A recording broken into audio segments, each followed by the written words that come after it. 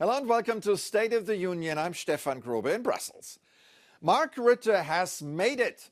NATO finally appointed the outgoing Dutch Prime Minister as its next boss. This move became a formality after his only rival for the post, Romania's President Klaus Iohannis, had quit the race, having failed to gain traction. NATO leaders will officially welcome Rutte to their table at a summit in Washington in a little over a week. Once at the helm of the world's most powerful military organization, it is questionable whether the bike-loving Rutte will still be able to give casual interviews to the local press. Waarom wilde hij graag deze baan? Nou ja, ik had er aanvankelijk niet zo naar gezocht, maar ja, weet je, met alles wat er nu in Oekraïne gebeurt en de instabiliteit in de wereld. En een aantal mensen die dachten dat ik dat misschien zou kunnen, dacht ik, ja, je kunt het ook niet zomaar terzijde schuiven. En dat is natuurlijk een ongelooflijk interessante functie. For Ukraine, the appointment of Rutte, a fierce critic of Vladimir Putin, was great news. After all, Rutte had described the so-called Russian peace plan as absolutely crazy. The peace proposal, absolutely crazy. This is the language that Ukraine likes to hear. And there was more good news for Kiev the week President Zelensky came to town. The EU formally opened talks on Ukraine's accession to the European Union, a development hailed historic. But the reality is, it's going to be a long way with no end in sight. Nonetheless, the outgoing Belgian EU presidency saw the talks as morale booster.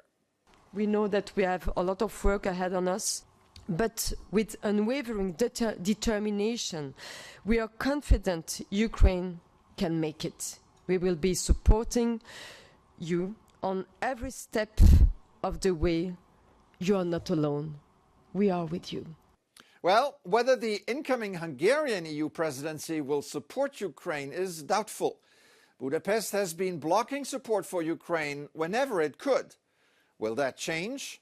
Joining me now is Teona Lavrelashvili, political scientist at Catholic University in Leuven and a visiting fellow at the Wilfried Martens Center for European Studies. Welcome to the program.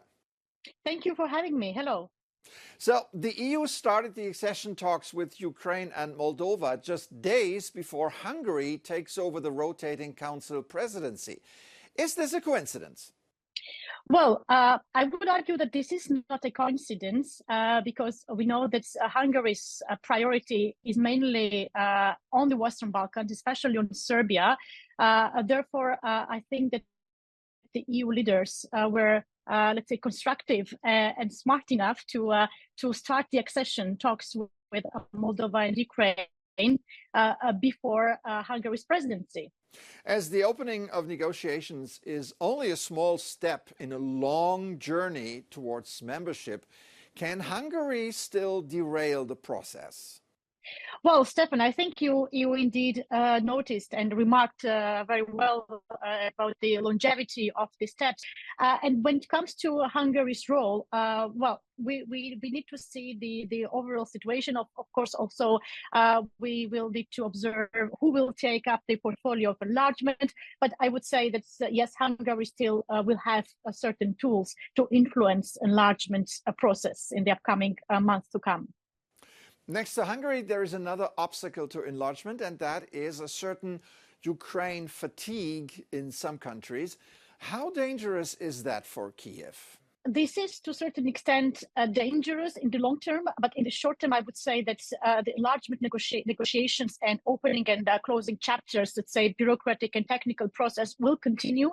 And I think this is a huge opportunity for Ukraine, but also for Moldova, because this will give and grant these countries immense window of opportunity to for the rapprochement with the European Union.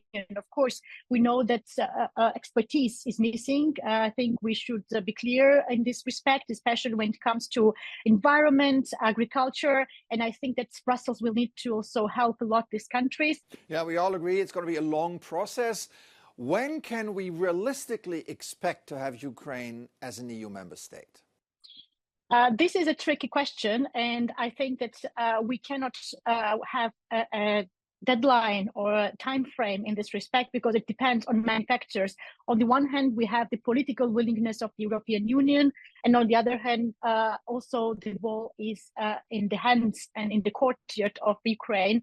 It depends on the pace of reforms, but also on the security situation, I would say, how this will evolve, because we have not discussed, but one of the important, let's say, hurdles and obstacles to EU integration and enlargement as such also will be security considerations next to the budgetary considerations from the EU side. So challenges are there. Therefore, I would say that naming the concrete deadline is tricky.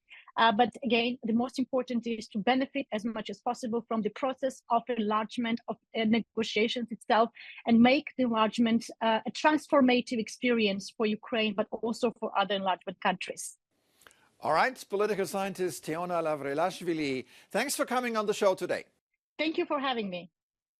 Before we go, let's talk about the extreme weather that we're seeing in these early summer days.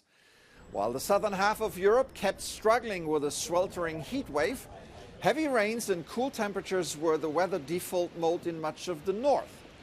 In southeastern Switzerland, massive thunderstorms and rainfall caused severe flooding and triggered a landslide that killed several people. A key north-south motorway towards Italy was submerged and destroyed. In the meantime, in towns and villages, the cleanup has begun. The waters of many rivers and streams have receded, but the situation remained tense. The damage assessment was ongoing. The repair of major roads will take at least 3 to 4 weeks, according to the authorities.